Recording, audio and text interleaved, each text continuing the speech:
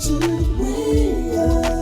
the talk show, where we're kicking it and having fun on inspirational radio. The talk show, kicking it and having fun. So turn your radio up.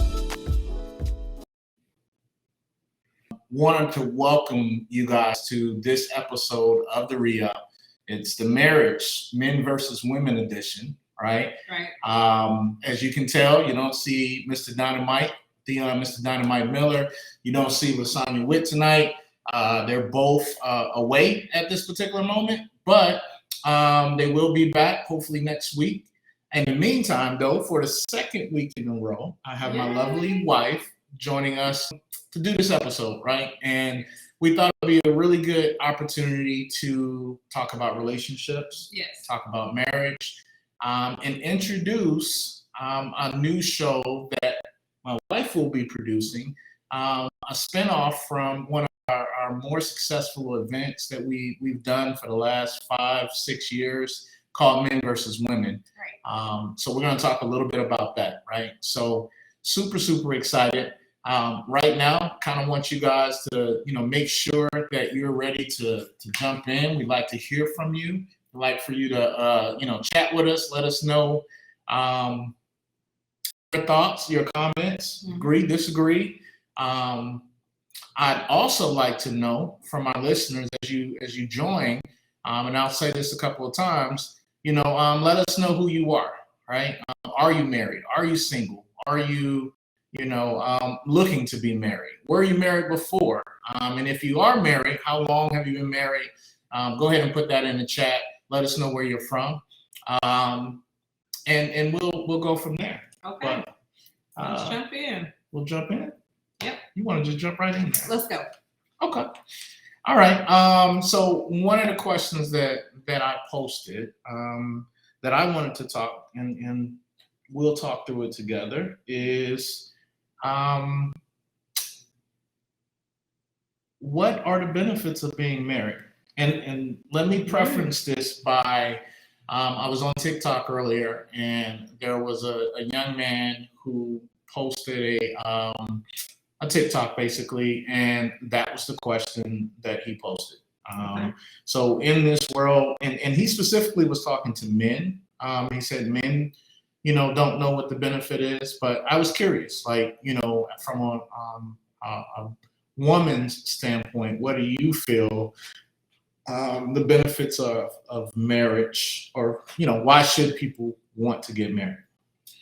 Ooh, well, that's a loaded question, I think, for starters, but just in thinking about that question, I think that a newly married version of me would have a different answer than I have today. Okay. So when we were about to get married, I remember you calling me, and I remember exactly the street I was on when you called me and you said, hey, it was the day right before our marriage, and you said, are you scared? Are you having second thoughts? How are you feeling right now? And I really had a blank because I really didn't have anything to compare it to, right? I hadn't ever been married. This is my first and only marriage. So didn't have any point of view I've seen other marriages, but I didn't even see myself in that type of role. And so the younger me would have thought about the benefits as, in terms of stuff, like material things, like, oh, when you think about mathematically, you got more. You got a person that now we have two incomes, now we have, more access to who can handle the responsibilities. It's not just me going and doing for children or, so it just seems like it's more in that way. But, and again, nothing is wrong with that, but just walking out this journey with you, me personally, I feel like the benefits of marriage would be, marriage is a tool. So it buffers out a lot of imperfections, and Explain that. Dig into that. So let me unpack. So I'm a huge believer that, you get in what you put in. You know what I mean? That's what you're going to be able to take out.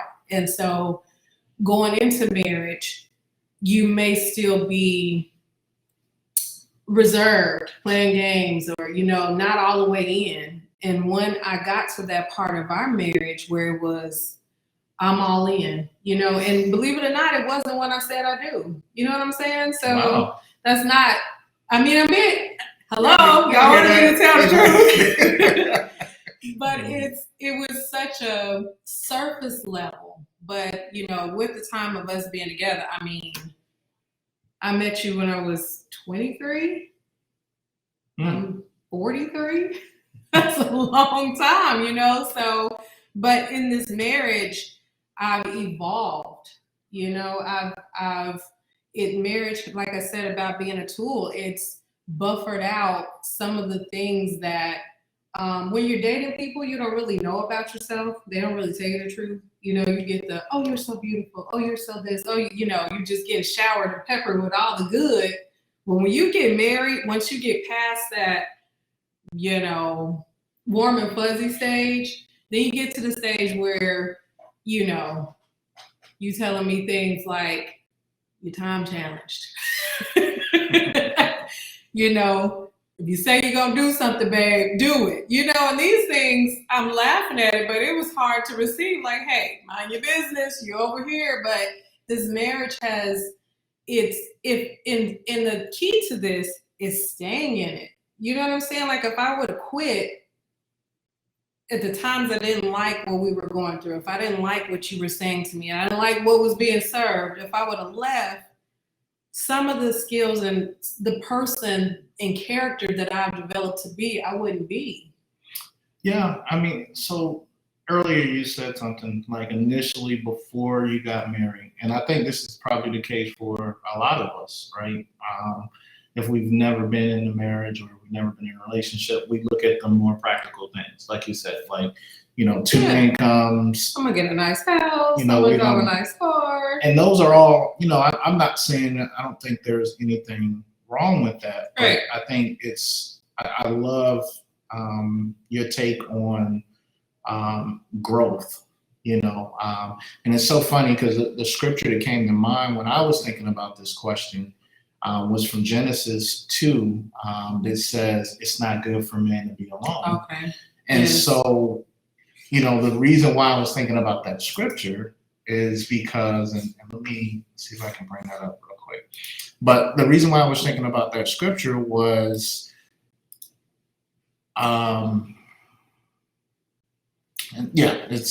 it's Genesis 2:18 says the Lord God said it's not good for man to be alone. I will make a helper suitable for him. Right. And so I love that. Everything else he said, it was like he made the sky, he made the animals, everything else he said he was good. But then when he got to man, he said it wasn't good for him to be alone. And so, part of my feeling is, and I'm learning this through relationships, work relationships, definitely our relationship. You get your most growth when you're in relationships with people. A good one. Let's preference that. When you're with, where it says, I will make a helper suitable for him. Being with the right person we got to put that into context. So what's a good relationship? What does it look like? Because see, that's the thing, that because varies based off of. And problems can't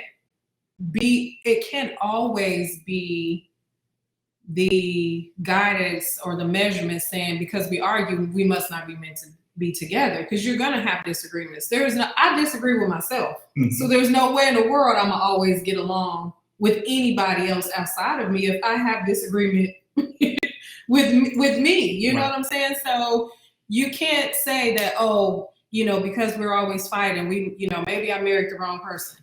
You and I have done, just for our audience, we've had impromptu counseling that we've participated in and mentoring and, lots of experience with touching people. So we've heard all kind of scenarios, all kind of stories. And one of the common things is when there's trouble, you must not be the right person. I'm gonna say this, since we telling all our business right now. I didn't say nothing Since about our I'm business. telling all our business tonight. They ain't gonna invite me back after this, I'm sure. There was a time when we first got married that I thought, I can't live up to the standards that he wanted in a wife. And so I did think he married the wrong one, because I'm having a hard time. And so what I learned over time is to be honest and be accountable for me. Like, I have to take Shelton out the equation at times, and I have to go to God, and I have to look just at me, because some of the resistance might not be coming from you. The resistance might be coming from me, a stubborn place. I don't want to do that thing, you know? So that's where it's like, well, maybe I'm not the right person, because I'm stubborn in this area. I'm not willing to change. And so I remember we got into a really bad argument. I went to sleep. We don't get in arguments. That's what I'm gonna do. I'm asleep. And so while I was sleeping, I woke up. God put it in me, on my mind, put it in my head and said, hey, you know, if you don't change, you know, the specific thing, if you don't change, you lose your marriage. And that to me was a pivotal moment for me, just between me and God. But it was pivotal for me because God knew where it was coming from, you know, and if I truly kept fighting this thing to be right, or to, aha, you know, I got you there, I was gonna lose him. So I learned early in our marriage, you know, sometimes we get into it, I don't care if he's right, I'm wrong, I'm wrong. It's not bigger than us. You know, it's not more important for me to be like, well, I told you so. You know what I'm saying? And so, but the particular thing, God was dealing with me on it. And so, I don't know where I was going with this, but. You know, I mean, what we were talking about was the fact that, you know, being in a relationship, and you know, we had a conversation with a couple not too long ago, and they were talking about the fact that they were different.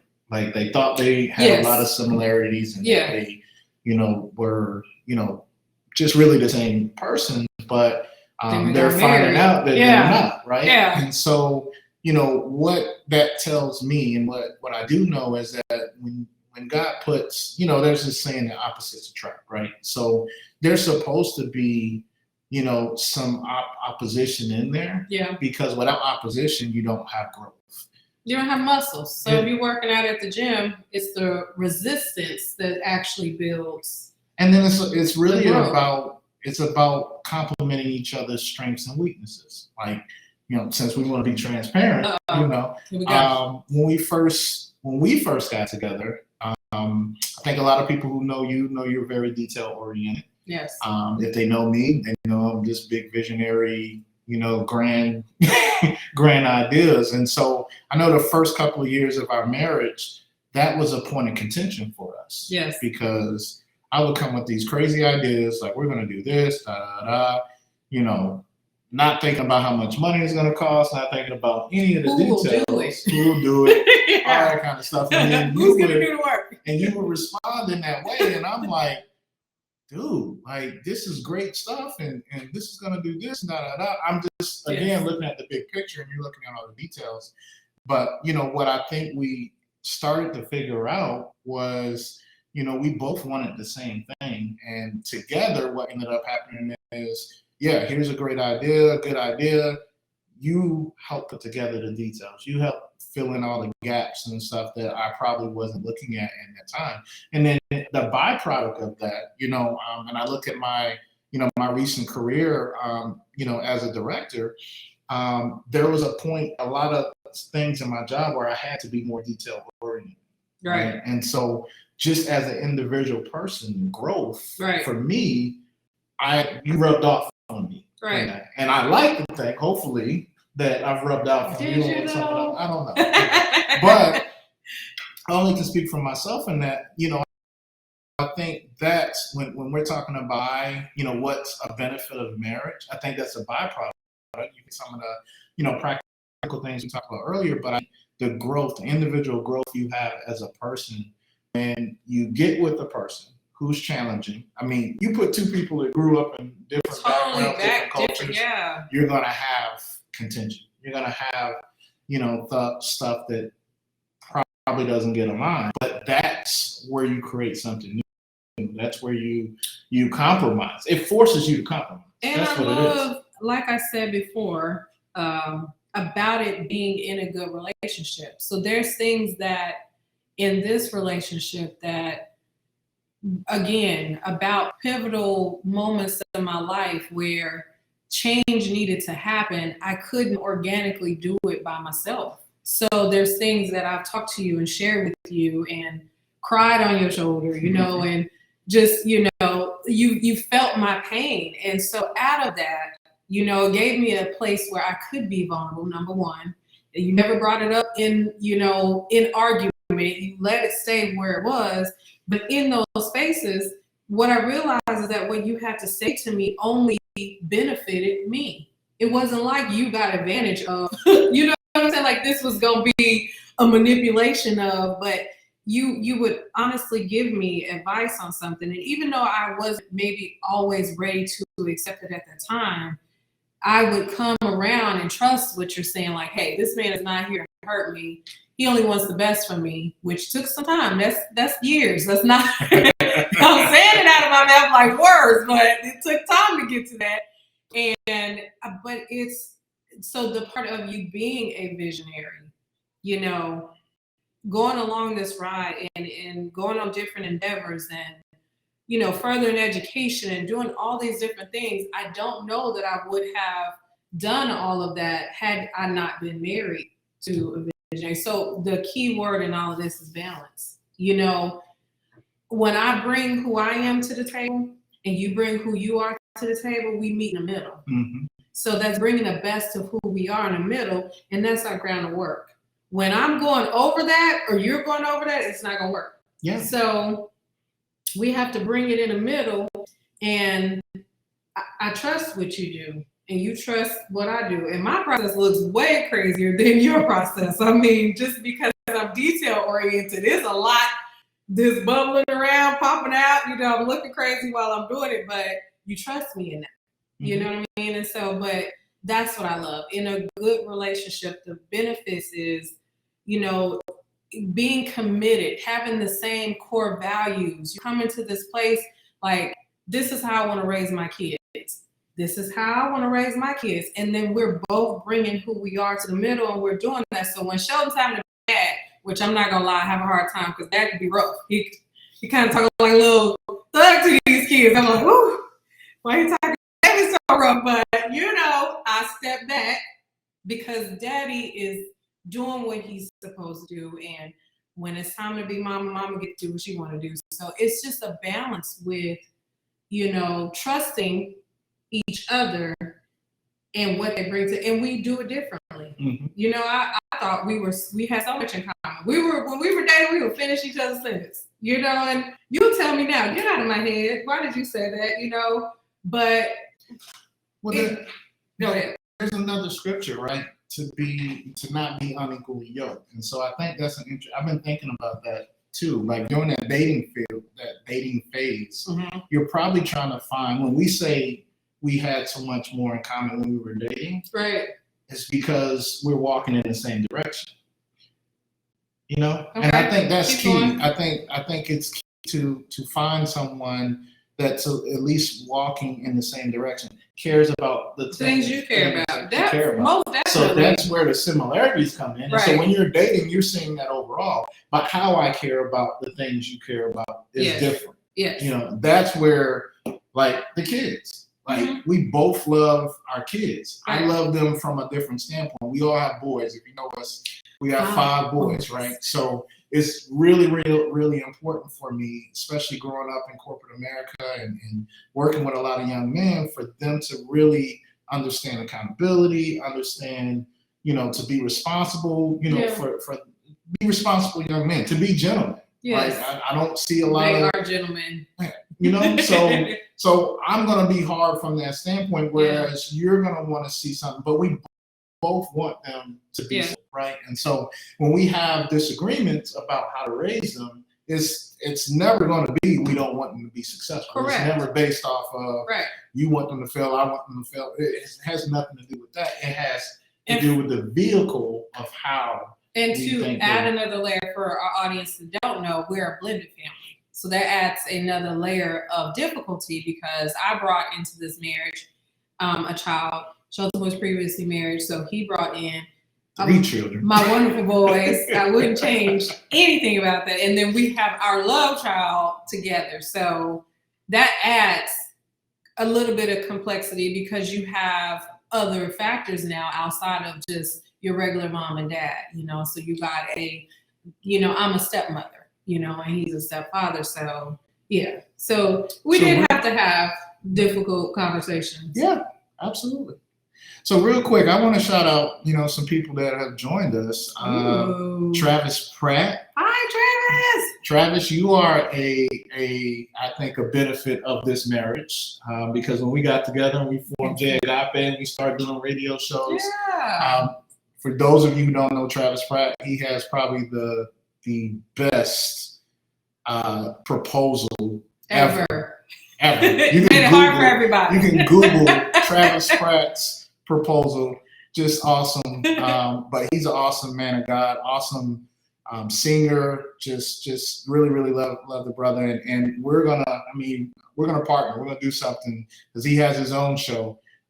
Hey, make sure you put it in the comments what your show is because I want people to check that out. I loved it. I got to witness it this weekend. I see Ellen Seaton. And that's my girl back from VA. Yeah. She has been in my life for a long, long, long time. She used to feed me. Like when I was real skinny at the job, she used to, make sure that I ate right.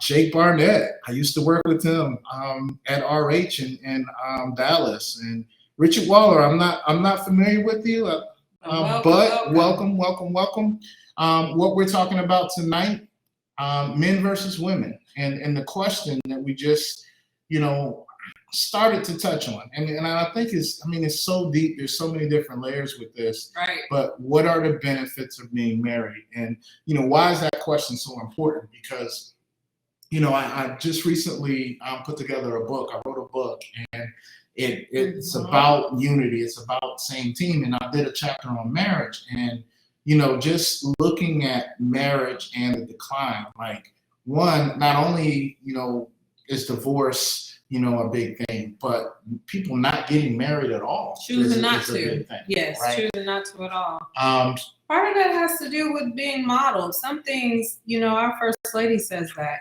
some things have to be modeled in front of you. And so just speaking from a Christian perspective, sometimes we don't really carry out that walk in such a way. Like when you have, Christ inside of you. So when people see you, sometimes they hate on you as a sidebar. They hate on you. They don't know why they hate on you, but it's because of the light that's inside of you. You know what I mean? So and that applies to how you do everything in life. So including marriage. Yeah. Sometimes as Christians too, we're not very honest, about transparency. Correct. We're not very honest about it. And so you led me to my next point. Jonathan McReynolds has a song where he talks about comparison kills. So like if my marriage don't look next to me or my husband doesn't treat me like the husband, treats his wife, then something's wrong with my marriage. You know what I'm saying? But every marriage looks different. It's just like us. We all look different. So it's important to us, and I didn't steal this from your book. Maybe I did. Who knows? But it's very, very important that you have in your marriage. That's the key. It's not about having agreement with people outside of your marriage. The power and the agreement that needs to happen is between us two, because that's what really matters. I can ask my friends, I can ask my mother, but who I really need to take that conversation to is to you, because this is where I can get an agreement with them, and it's probably easy for them to agree with me on whatever I want to do. But this is they came from the culture that you came from. Yeah. And when you know, you get with your family, I think that's so key, you know, and this is for people who are, you know, who are out there that want to be married, that are, you know, maybe newlyweds, or, you know, you're creating a new culture right with each other. Yes. At that point. And it's going to look the way you guys, I mean, just in mentoring and counseling people, I always tell my clients, you have a blank canvas. You can make that canvas be whatever you want it to be. So that's how I look at it for marriage. Like, our marriage is what we want it to be. That this men versus women looks like us, sounds like us, because it's our baby together. You know what I'm saying? So to me, that's the you know, big aha moment. Like, hey, we can make this thing be, you know, in you know, in this culture of hashtags and, you know, couple goals and, you know, all this kind of stuff. I seen a girl post last week. She beautiful pictures. Her and her husband look amazing together.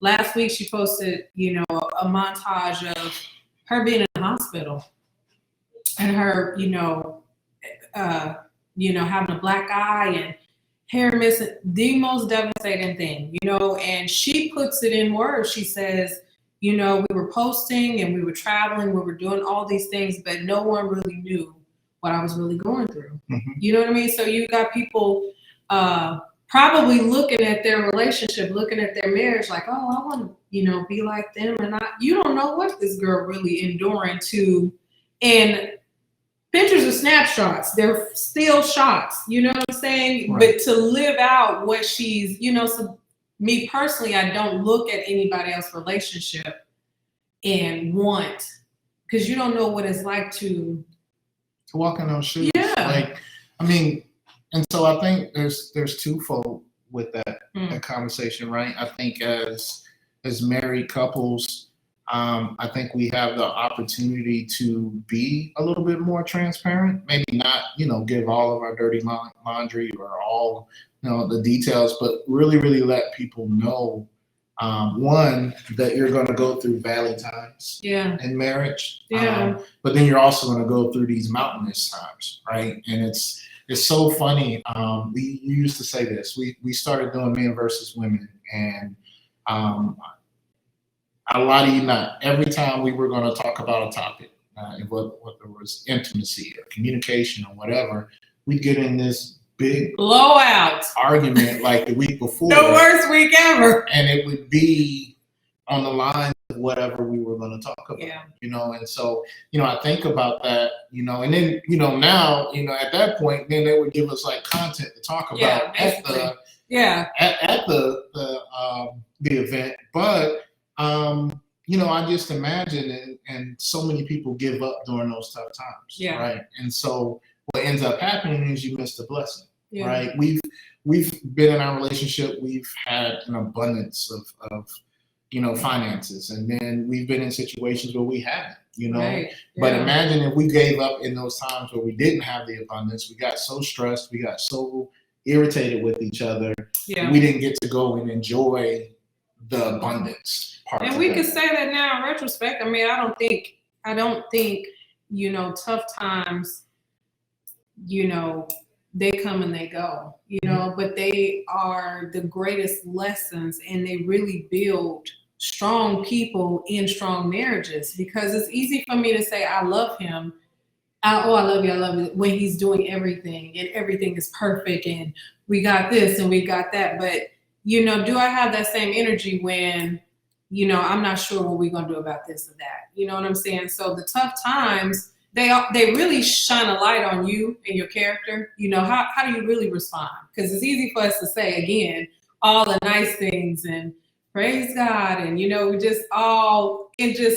know, but then something's going on, and do you have that same energy? You know, do you feel that same way? And we've had some difficult, you know, bring you to your knees times, and I don't want to relive them, but man, the benefit of being able to make it through that, you know, just looking at this dude, like, we can do anything. This man right here, we can do it. If we make it through that, you know, something I felt like was designed to wipe us off this planet, you know, but we made it and we made it together. So it enriched us in a way. It gave me a sense of strength that I didn't even know I had. You know, it gave me an extra layer of a voice that I didn't tap into before, if that makes sense. So, but my last point, because you know I like to take notes. My last point that I wanted to add when we were talking about the main topic, the benefits of marriage, I believe the benefits of marriage. One of the benefits of marriage is your walk with God. You know, just your relationship with God seems to me so much more different. And what I mean by that is I can't be married to him in my own strength. So I have to depend on God in a different way to even be in this marriage. There's a lot of me, which is a lot of flesh, and he's bringing it down to be in this. So I put my scripture, which was 2 Corinthians 12:9. You calling me a thorn? I'm a thorn in your side. Oh, okay. You said it. I didn't. But I think Shelton shared the scripture. But what I loved about it says, my grace is sufficient for you, for my power is made perfect in your weakness.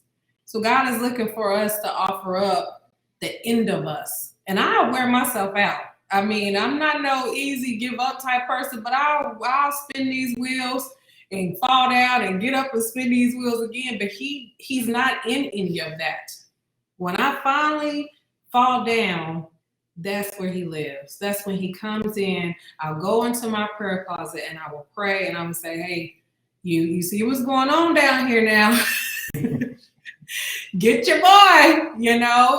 And God will say to me, but you started this, you know. And it's hard to, a younger version of me, it would be hard for me to admit, but man, it's no chastisement than one that's coming from God, because that correction, it does so much, you know. It really changed my thought process. And listen, I'm in transition. I have not arrived. So it's a continual, you know, going through this. But the fact that he's with us, that I can't do, marriage is not designed for me to do it by myself. Mm-hmm. It's not designed for you to do it by yourself. And so he teaches me how to love you and how to listen to you, how to understand you. And what more do I need? It's coming from who created you. So he knows how you're put together, you know? Listening to you talk. So just to back up for a second, and I know we have some people that are going to listen to this and they're single or thinking about getting married, or maybe they fall in a category of, trying to figure out, is marriage for me? Is this something that, I should take on? One of the notes that I thought that would be really good to talk about is the difference between selfishness and selflessness. And what you described there in your conversation with God is being in a marriage requires selflessness, like really caring about this other person from a standpoint of, what are their needs? What do they need? What can I do to make this person happy? And trusting that person is doing the same thing for you. And, and the problem is that's not happening reciprocal all the time, every, 24 hours a day. It should be. And I think that's what we're all, should be working towards. But that's the whole point of keeping, I think, a marriage in part. Whereas when you're single, you can be more selfish, right? And it's just you, yeah. Right. When I hear these different relationship advice videos, like, oh, you should, women should do this, and you should marry a woman that can do this. Boy, it'd be hard on women. And Jesus. It'd be hard on men too, right? Hard on your girls, like, woo! I want a man that makes 6 figures, and a man that, it's a lot of hard, but it's always when you listen to the wording of it is I want it. You know, Yeah. I want this, and I want this. And so when you're single and you're responsible for yourself, then yeah, you should have probably lean a little bit more on that selfish side of things.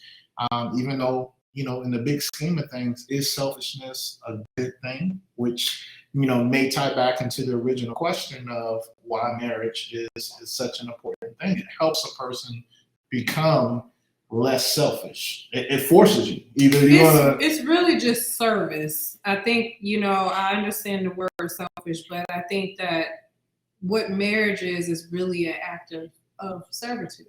You know, I mean, you can say certain words to women and we snap off like, oh, no, you didn't, you know, but it's service. So, you know, Jesus, you know, girding himself with a towel and he washing feet. First of all, I don't like feet. God. Like, God in flesh was washing. Yeah, like I don't even like feet. So that's like, whoa, you know. I remember we watched something or it was a conference and they was like, you need to wash your husband's feet. I was like, yikes, you know, I must really love this dude because that's a bit challenging. But the point is, you know, Jesus doing that, you know, I mean, the service of it all. So in our mind, we have layers of judgment like, oh, I'm not going to do that. You know, I'm not going to, you know, but in marriage, that's what marriage is. It's servitude, it's serving, and it's a balance to it all. The moment you pop your head up and you say, what about me? I think Joyce Meyer says that. What about me? What about me? What about me? That's when it gets on the human flesh side of things. And we all do it. You know, when we feel like our needs are not being met, or maybe we're underappreciated, or, you know, all very valid things. You know what I'm saying? But then the next steps that we take after that is where it goes awry. Because now we're going to try to fill that need on our own. You're not doing this for me, so I'm going to go try to I'm going to still get it met, but I'm going to meet it this way, when it's ultimately supposed to be met within these parameters. And that's when problems arise, you know? That's it, baby. So it's, I think the question that, you know, a good question to always ask yourself if you're single and you're thinking about getting married is, you know, what am I bringing to this situation? Right? I'm hearing people say that, like, what am I bringing to this situation? And the thing about it is that you, like you said, about the 6 figures and the girl, a person could be making 6 figures and they lose that. You get married and they lose their job. You know what I mean? So, like, to have certain standards, you know, marriage is gonna be tested. It's gonna be. Well, I think you should have standards. I do. Right? I think you should have expectations, and I think that should be the baseline of it. But when you get into the marriage, because there's a difference, and that's why people, you know, they say, oh man, I dated this person for 8, 9, 10 years or whatever, and then they get married to them, and then all of a sudden there's an issue, right? It's because of what we talked about earlier, right? Like on the outskirts of things, everything looks great because we're not doing this together. We're not doing this together. But when you combine, but when you start doing things together and having to do and being forced to make decisions together, that's where the conflict comes in. And marriage does that. And if you walk in, just like, you know, I love your analogy of Jesus and service. You know, if you walk in and you have a mindset that's less than service, then it makes it difficult. And to your point, I think a lot of people do walk into that situation with that. Now, I did. Either you're going to quickly learn, right? You know, or that's where I think that's where the disconnect comes in. That's where the divorce comes in. And you know, I know back in the day, you know, generations ago, we used to see like our grandparents, Lord, like live together forever. Yes. I do have a little video. I'm gonna play this real quick. Oh yes. And then we'll talk a little bit about that. But this, you know, just to preference this, it's about less than 2 minutes. I don't know if I'm gonna play the whole thing, but it's a couple that's been married for 49 years. And that's more than my life. That's more than your life. That's pretty rare, right? And they look really good. So let's see what they have to say. Let me bring this up.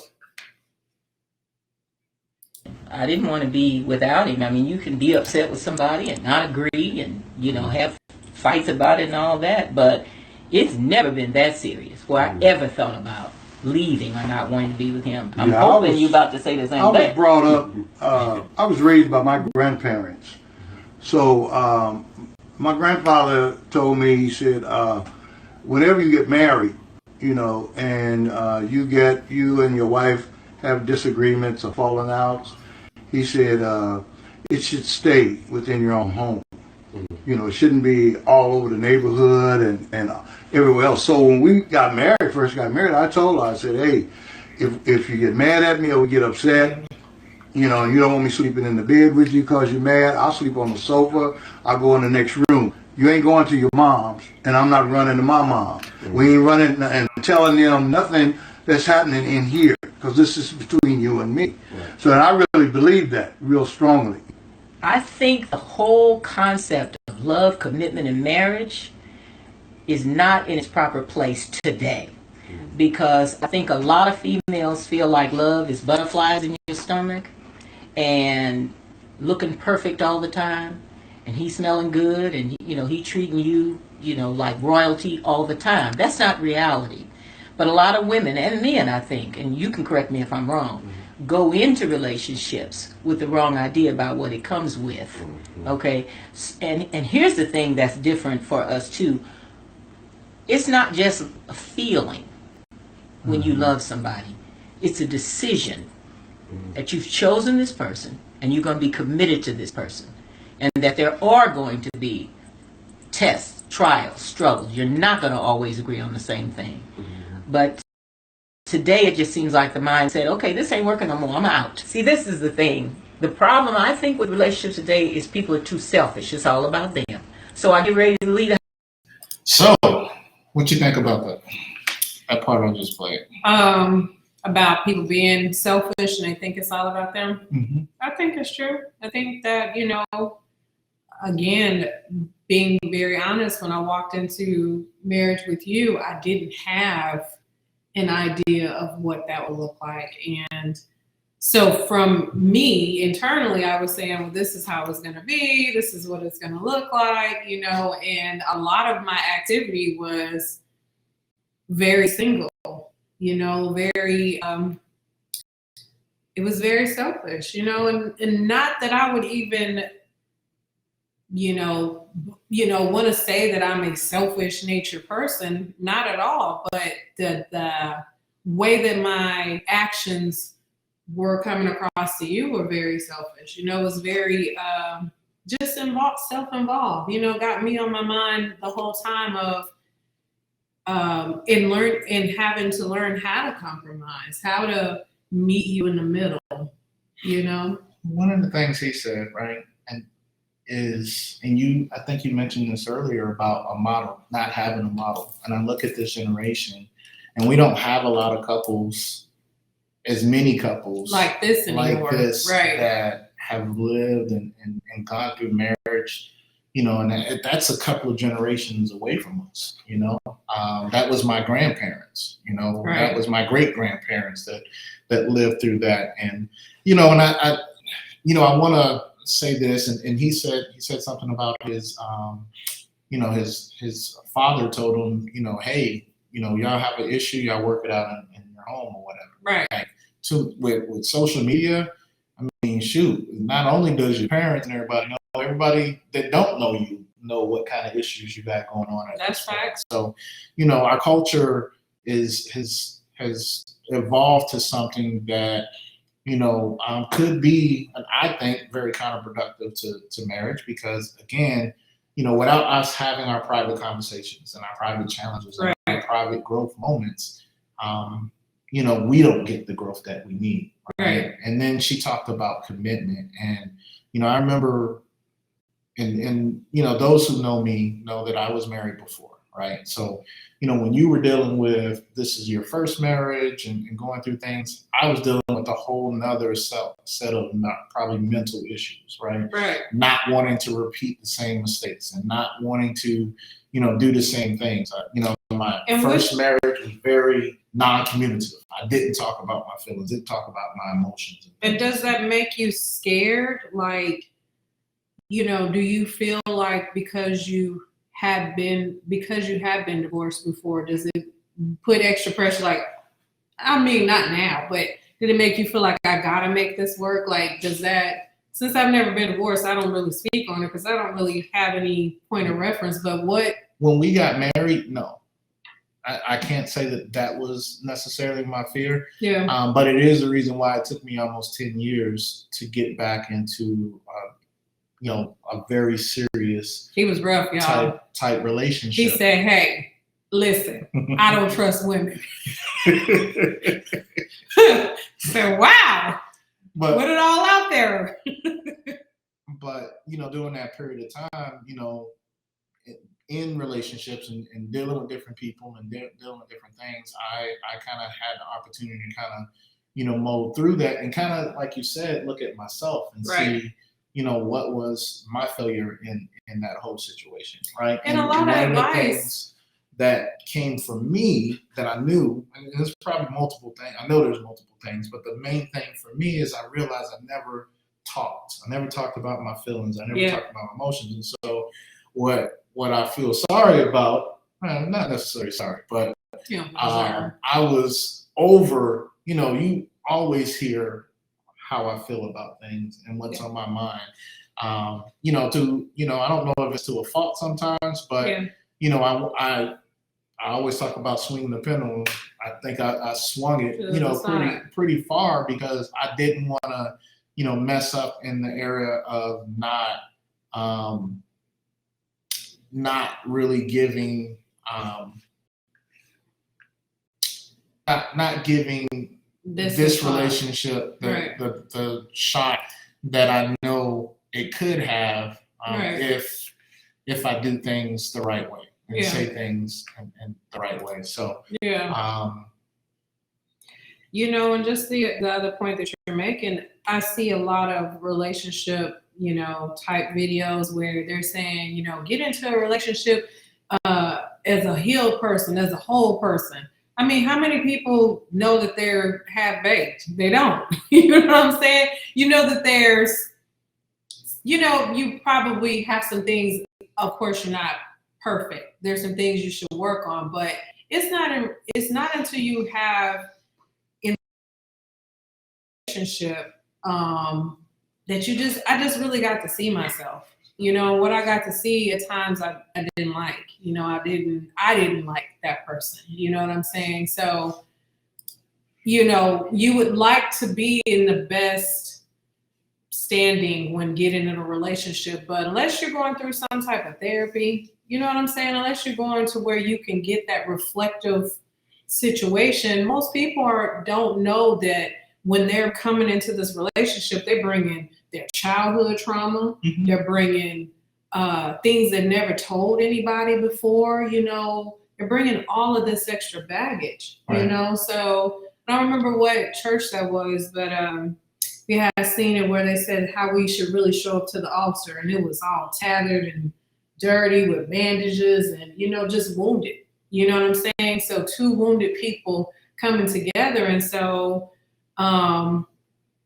I feel that it, like I said in the beginning, you know, just a good relationship will help buffer, you know, so any carpenters out there, just, you know, sandpaper, whatever tools are used to do you think there's smooth out imperfections? Now, we'll ask you this. Do you think there's certain things that a person should work on individually before they enter into a marriage? Some things that are a must-have. So, for example, you know, you asked me the question on, you know, did I think, you know, was I afraid of this marriage being there? And you mentioned that, you know, there was a period in my life where I didn't have a lot of trust for women before, you know, so do you think that something like that needs to be worked out before you get into a relationship? I think anything needs to be. I think your best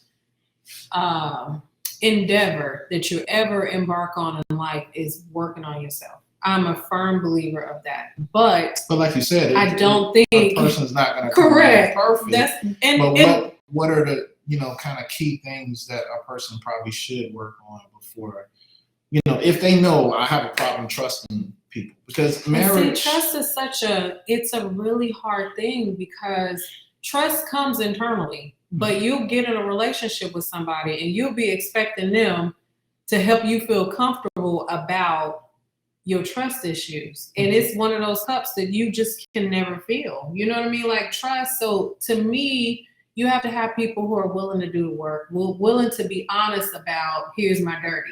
And again, that's another think huge. About the men, and I'm just gonna talk from a man's standpoint. All the men is like, I'm gonna marry this woman, and you're my trophy. You're my trophy. Yeah, right. So you gotta look a certain way. You gotta be a certain way all the time. You can't do this. You can't do that. That comes to me probably from a place of insecurity, right? Because maybe a lack of trust or whatever. Things like that. I think if you enter into a marriage and you have a real high level of that, can be very detrimental. Definitely in the early stages. I do too. Yeah. I mean, but again, I don't know the answer to that. Let me just say that. I don't know. Maybe that's a future episode. Yeah, maybe that's a future. We need to bring some specialists for that one. But any of you guys know? But I will say this, coming into our marriage, my mom, my mother. I love your mother. It's just, one of the strongest human beings that I've ever met. And she raised us to be incredibly strong too.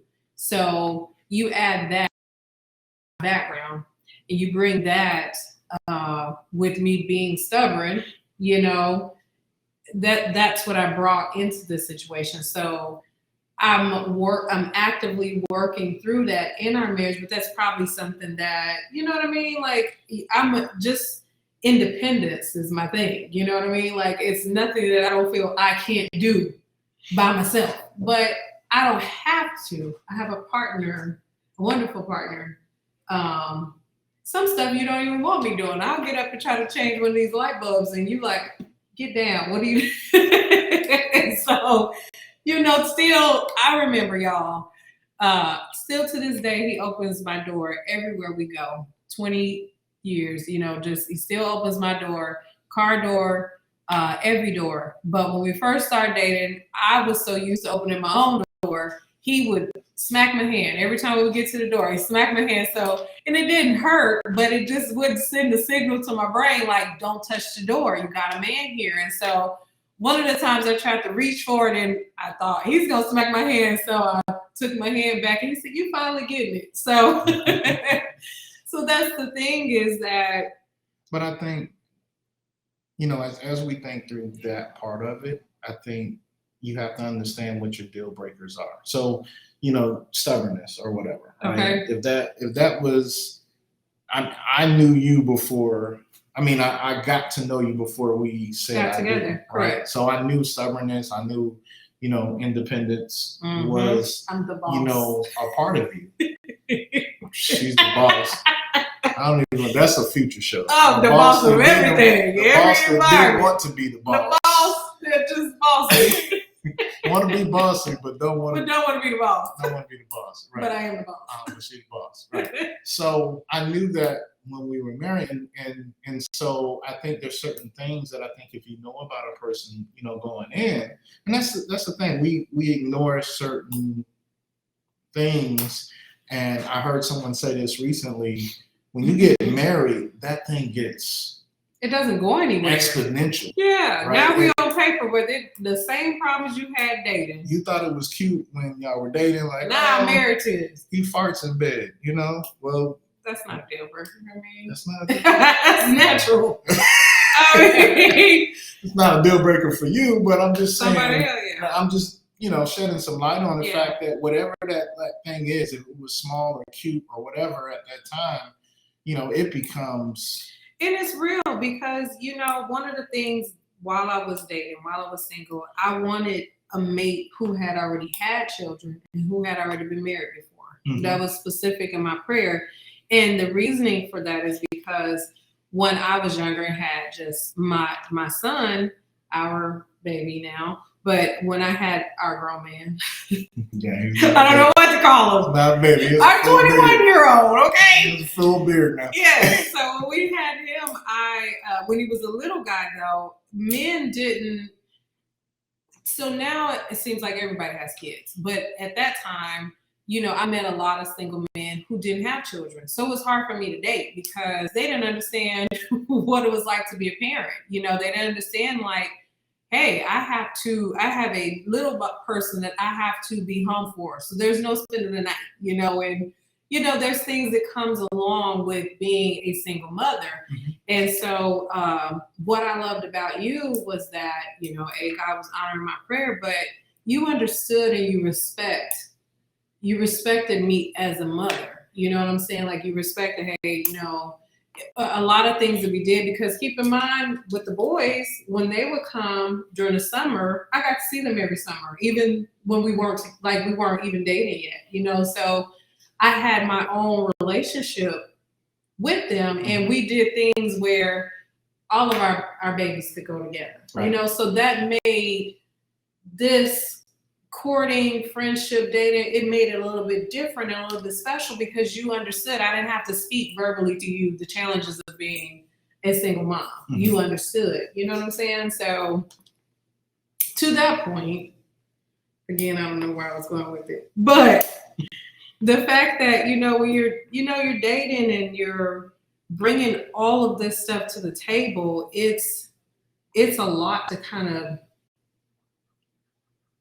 go through, kind of navigate through, and then you put that in the confines of a marriage, Well, I think, again, I think everything's not going to be worked out. There's no perfect person that's going to get into a relationship, but there should be some things to work out. I can say, for me personally as a man, and God gave me some revelation of this. And it was almost 10, 12 years between my marriages. And there was a point where I really had it set in my head that I wasn't going to get married again. Like I didn't, it was such a bad experience. It was, something that I didn't, want to happen or feel that type of pain anymore. But what God showed me in that is, one, being single. And so here's the benefit of one of the benefits, I guess, of being single. You have an opportunity to try to figure out what your purpose is and what you're trying to accomplish, and what you're trying to deal with. And so specifically as a man, right, man's supposed to be a head of the household and have a visionary, right? So I had to work on my relationship with God, right? One. And then two, I had to really understand and figure out what I was meant to do, right? And so, when we met, I had options leading up to us, dating or getting together or whatever. Right. But one of the things that makes those options easier to understand, when you're choosing a mate, is knowing where you're going. Yeah. Right. Because everyone can't go where you're going or where you're trying to go. Everyone's not even trying to go in the same direction that you're trying to go into. And so it became very clear, out of our, relationship, just knowing you, like we were friends for years before, we had our first date. Right. But it was very, very clear to me when I did get to a mental state where I was ready to do marriage again, that the person that I know could go where, go to the levels and the heights that I wanted to go in my life, that had the personality, the strength, the commitment, the leadership, the bossiness, or whatever, was you, right? And so I think as a single person, if you are single out there, that's one advice that I give a lot of young men, is you got to figure out, when you're by yourself, figure out what you're supposed to be doing. Yeah. What your goals are. And it's what you're easier for to a woman. A woman can't follow a fool. She's looking for Proverbs 31 woman, she's a bad chick, in your spare time, go read about it. But she's very self-sufficient, but all that she's doing is so that her husband can sit at the gate and they call him blessed. So he's got to give her something in her hand for her to be able to do. You know what I'm saying? And so that's what a woman, we edify. Whatever we get on top of, we're going to take it to a new height. Mm-hmm. So a man that knows his purpose, you got to give a woman something to do. A man that don't know, she's waiting. She put me in a game. She wants something, she want to, in these terms, in these days, people are, they building empires and they doing this and they doing that. But what it really is a biblical thing. She's made that way. She wants something in her hand. But when a young man doesn't know his purpose, she can't really act out hers. She can't edify. She can't multiply. She can't make the thing be great, So I feel like that, with us in this marriage, it gave me more indications of my purpose. It gave me more clues as to, who God created me to be, because I get to use the beautiful gifts he's given me right here. You know what I'm saying? So you're right. It's important to know your purpose. It's important to know, you may not know it in a full picture of it, but to have some type of idea, because when you get married, she's going to be looking for something what you want me to do? Tell me, and she's already heading in that direction. She's already building that thing that you've given her. Her mind is already clicking. Like, okay, we could do this, we could do that, but as being a visionary, that's probably one of the harder things too, because what happens when you have two visionaries? You know what I'm saying? Like, how does that within marriage, how do you think, or what do you think when, like, I have my own purpose and you have your own purpose? Do you think when you're with the right person, they kind of go together, or they're kind of... Well, you sent me this video to play, and I think part of my answer is in what. So we have another clip here. We'll play about a minute or two of it. It's Michelle Obama's interview with Gail. Yeah. And this was at Essence. Essence in 2019. So let me play this real quick, and then I'll circle back to what my thoughts are about that. This is what I say, and a lot of people say this: marriage is a choice. It's a choice that you make every day, because you don't do it because it's easy. You do it because you believe in it. You believe in the other person. And ladies, gentlemen, that's why it's so important to marry somebody that you respect. It's important to marry somebody who is your equal, and to marry somebody and to be with somebody who wants you to win as much as you want them to win. I was talking to a good friend of mine earlier today about thinking about marriage like we think about sports, and like you picking your team, right? I mean, my husband is my teammate, and if we are going to win this game together, he has to be strong, and he has to be okay with me being strong. I do not want a weak player on my team, nor does he. Yes. But sometimes we accept weak in one another because it feels easy, and be cautious of the man or woman who wants just the easy person, the person who's not going to force them to grow, the person who's not going to expect them to change, who's not going to hold them accountable. Because if you want to be on a winning team, just like you pick somebody, you wouldn't pick somebody off the bench who's just going to show up weak. You want to pick somebody who is going to carry you through, and those are the things that get you over the hard times. But Michelle, So my answer is in what Michelle said there. I think it's important, and I know I only can speak from our relationship. Like, I want you to win, right? When I met you, a couple of different things. Like, Carla writes poetry. She will be writing poetry and doing some poetry, very good writer. But she had a heart for the homeless. She had a heart. She has, a nonprofit that she was working on called Angels of Mercy. And, all of those different things, when I realized what I wanted to do as far as history, and wanting to be a voice, a positive voice for the world. And, my personality, wanting to bring people together, wanting to be, servants to people, like all of that was aligned with stuff that you wanted to do. So, when I again, going back to understanding your purpose, it doesn't matter, like, if you succeed in what you want to do, Right. because that's what I want to do. I part of me wants to be a part of that. Men versus women. A lot of people don't know this, but that was a brainchild of you. So here I am, the visionary, right? Right. As far as us getting together, so I am rubbing off on you a little bit. Really? Yeah. Okay. But as far as that, that was a brainchild from you. And so, I think that's the detriment from people who say, hey, I don't need a woman, or I don't, who try to lord over their spouse. Yeah. Right? Male or female. There's a lot of males talking about that because, Ephesians 5 talks about wives being submitted, to each other, to their husband. But the very first line in Ephesians says that we're submitted to each other. Right? Okay. It's a partnership. And, I hear Michelle talking about this, and a lot of other successful, the older couple that we listened to earlier, all of them talk about more of a partnership, right?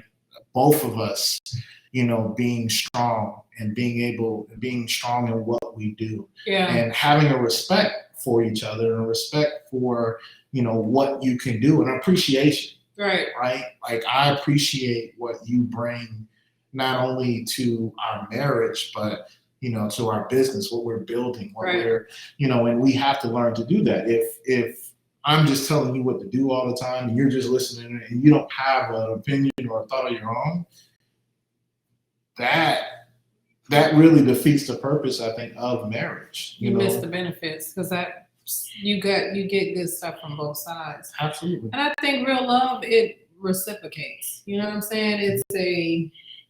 It's on some type of giving out, giving in type of thing. So you supporting what I do and I'm supporting what you do, it's going back and forth. It's not just all about the purpose that God put in you. I don't think I can get in heaven and be like, hey, I helped him do. I don't know. I might try my luck. I don't know. I'll be happy to get in there. So I'm like, hey, I made it. It might work. But, I know that it's a reciprocating thing. Like Michelle, who I love so much, just said, like, you want to be a part of a winning team. What I love about the Re-Up and what we do is that it comes from in here. What you guys produce, what you put your name on. You guys are very cautious about it. You do it with intentions, with intentionalities that, hey, I don't just hang out with anybody. I just don't have anybody on the show. I don't just, put out any type of content. I love that. Mm-hmm. I love the background work. So at your core, being married to you, I believe in you. I believe in what's at your core of why you do what you do, and it's easy for me to support you in certain ways. You know what I'm saying? Because I believe in the big picture of it. You know what I mean? Just like you said, I've done homeless ministry for more than half of my life. You know what I'm saying? So I'm making sandwiches and slamming bread, and we in like an assembly line and Shelton there, getting the sandwiches ready, and making baggies and, to have that. I'm not saying that that's not his ministry, but that might not be his first love like it is for me, but he's supportive. He's okay, let's go to the store, and so it brings my heart joy to have him support me on something that's so near and dear to me. And, I hope that it works that way, vice versa, when, Absolutely. So Carla, Peculiar by Design. Yes. My baby. Is your baby, right? Angels of Mercy. There's, one day you guys are going to get some custom hats for all the ladies out there. Oh no, were you going to make some men hats too? I like a nice brown. But, there's going to be, there's a lot of different things. And privately we have these discussions and, this is where that respect comes from too, pushing each other. Right. Right. So we know what each other is capable of doing. from our pillow talk and from Yeah. you know our many conversations. And so we have this thing, and sometimes we hate it, but we tell each other, and you have somebody else in your life that can hold you accountable Yes. to the things that you say that you're going to do, especially the things that you say God told you to do, right? That God led you to do. Now you got this person that every 10 days is like, hey, what about this? What about that? The right? Lord said. So another benefit of being Yes. married, right? So really, really excited about this conversation. Yeah. I'm looking at all the people that have joined. Paul, that's another, person I knew from Virginia. He's been on. My mother-in-law. My mom is online. I really, really appreciate you guys joining and having this conversation with us. Again, the chat's open. Probably have a good 5 or 6 more minutes before we wrap. Yeah. So I want to talk about. This is TheReuPLive, right? Yes. But we want to continue and expand this type of conversation on a regular basis about relationships. And so, tell us about your new show idea. Okay, so we still do the men versus women events live, where you can come out and participate that way. You might not know this, but I set one in the park for September 18th. Okay, we got an upcoming event. The Lakeside Park. You're hearing it, I'm hearing it.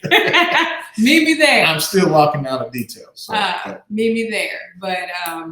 But we wanted to the social media platform to expand on that men versus women. It's a special edition. It is named Pillow Talk because we experience a lot of pillow talk. We have most of our our best ideas at 4:00 in the morning. One of us is up, jotting down notes, got notepads by the bed, or got our phones, something, that just inspired us. And so we talk about it. One of the exercises that we do as a couple is that we try to save a few minutes out of our day for each other. So I don't always do a good job of that, because I'm gonna tell y'all, when my head hit that pillow, bye-bye. So you gotta catch me in mid, because I'm gonna be gone. But we leave the exercise is to leave the last 10 minutes. But we've grown.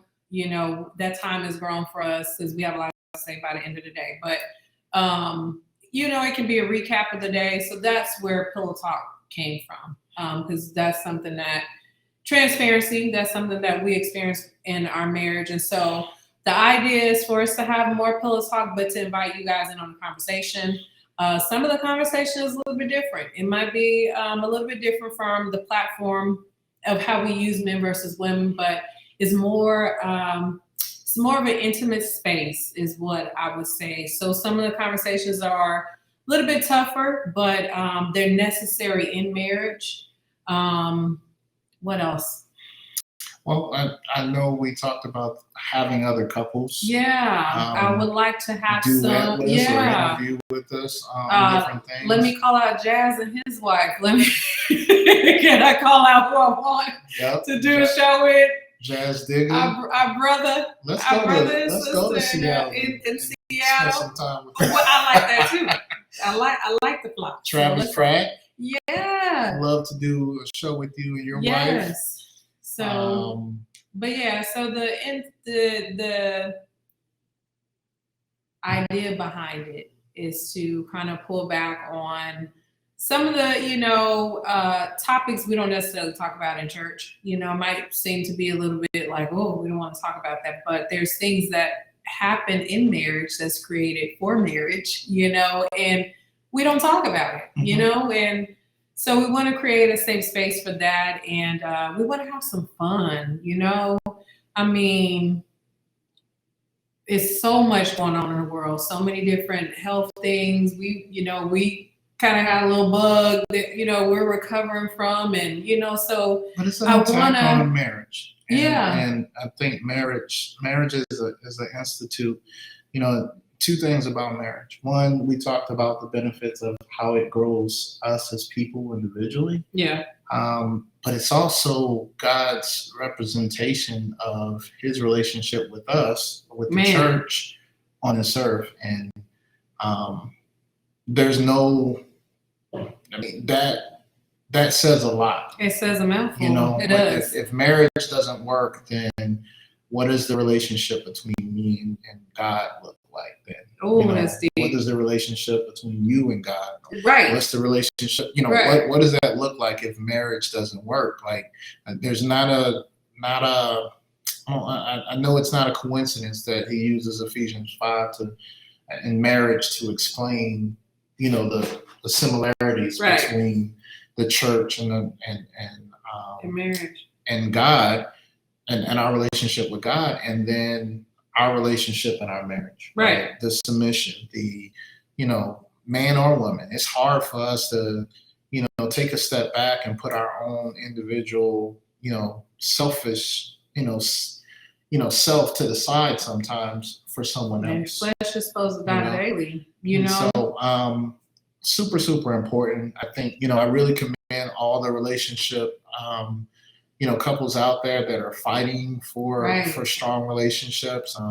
Want to partner, you know, I hope we can all partner together, because this is serious. You know, to me, there's not a lot of hope for marriage right now. You know, we started this conversation out talking about, you know, right now people just don't even want to get married. They just want to be single. They want to have, you know, their own thing. They don't see the benefit in it anymore. And so it's kind of like they lose hope. You know, just I don't even want to do this. So things like this, like Pillow Talk, I'm super excited because it will, you know, bring hope to certain people. It will bring hope to people to hear real married people talk about real things. And you know, me and Carla used to joke about this all the time, because, you know, we're very transparent. Like you hear a lot of things about us that, you know, I know at some point we're not proud of them, or you know, I'm not proud of, you know, some of my responses or some of the things that I've done. You know, I'm not gonna speak for Carla. but don't speak for you know, me. what we hope will happen is that, you know, it will allow you guys to be more transparent and understand, one, that you're not going through this by yourself. Before we had this, just to share this quick moment, before we did this show, there was a TikTok that popped up, and the guy was talking, brought a contract to his wife about and about her keeping her promises for like their late night activities. And he was saying, like, when the kids, you know, get ready to go to bed, and like she said, when her head hits the pillow, baby, that's it. We see you missed tomorrow. That opportunity, right? So he was trying to, you know, sell her a contract. But I'm bringing that up because, you know, in marriage sometimes, and even in life, individuals, we think we're the only ones dealing with something, right? And because we're the only one, we think we're the only ones dealing with it. We're thinking we're the only ones with this problem, right? And I can leave this person and go with someone else, and I'm not going to have this problem anymore. That's a lie.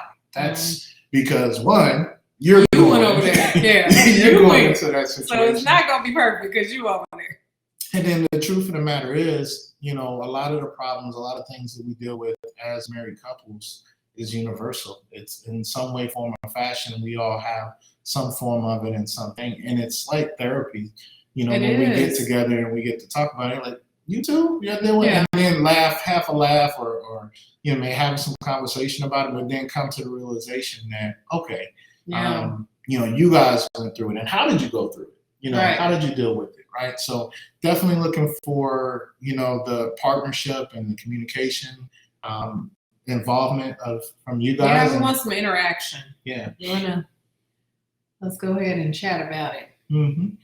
So we're kicking that off next week? Yes, sir. I want her to say it on camera, so it doesn't matter. I could say it on camera, and then I could tell you, hey, get out of my business. But I just want, the last few minutes, I just want to say thank you. Thank you for the platform. Thank you, Lasagna and Dion, for letting me sit in for 2 shows. I promise I'm gonna get out of here after this one, so you know. But I have enjoyed the content. I'm glad you guys are back. My thing is that if we help one person, then we did what we were supposed to do. And so this is a tremendous, tremendous show to be a part of. And so I love this show. I love, the conversation. I love the topics that you chose. They were very thought-provoking. They made me think about our marriage and, just who I am. And, am I putting in the work? And I personally know that I am, but I look at it from a standpoint of me having my relationship with God. Is that, you know what I'm saying? Is that transitioning to my relationship with you? You know what I mean? Because ultimately, it's going to take my whole life to do it, but I want to be the best version of me, that I can be. And so all of this good stuff is helping me to do that. So, well, I want to thank you. Thank you for taking the time and again, 2 weeks in a row, joining us, here on this show, being, my helpmate, my support. I was going to be up here by myself, but, you wouldn't let me. And I think this is definitely a great conversation. Speaking of shows, next week, again, join us here at TheReuPLive. Oh, yes. Deacon and Lasagna should be back, and we're going to have a guest, Tiffany Greer, and she's one of our past guests. She actually performed at a lot of our events and some of our events a couple of years ago, our all-white party. She has some new music. Awesome. So we're going to play some music. We're going to talk with her. We're going to get caught up with her and find out where she is in her life and her purpose. And so, you're not going to want to miss that. Yes. Again, next week, be on the lookout. Yeah. Right? We'll give you more information. Don't slide in my DM reminding me saying, hey, you said don't do it. Slide. That's the only thing y'all can slide in her DM about. Don't do it. Don't come for me and say, hey, you said. Yes. Asked her when Pillow Talk is going to actually happen. And we're going to have some fun with it. Right? Yeah. Yes, we are. Love you. Love you too, sweetie. Thank you for joining us. Love you guys. Thank you for your support. Thank you. Subscribe. We're going to have this live will be up here. It's not going to leave Facebook at all. It's going to be on YouTube. You can go to jagape.com. Also, for more information or to rewatch this, I'm going to edit it and put a couple of versions of this out, for you guys to share with your friends. But again, I say this at every show. We have a heart. We want to see some change happening in this world. Like my wife said, there's a lot of negativity, a lot of different things happening out here that really bring out our spirits and make it tough throughout the week. And the name of it came from restoration and restore and renewing and all those different things. On Friday we want to take a breath, have some fun. It's great working with two comedians that can take some tough situations and bring some light to them. Again, thank you for joining us. Again, I'm going to also post a link for Travis Pratt and his show. Yeah. If you like music, I think you're going to really, really enjoy that. I'll make sure I put that link in our bio as well, or in our comments. But thank you all for your support. That's it. That's the re-up, y'all. Have a good weekend. Welcome to the talk show, where we're kicking it and having fun on inspirational radio. The talk show, kicking it and having fun. So turn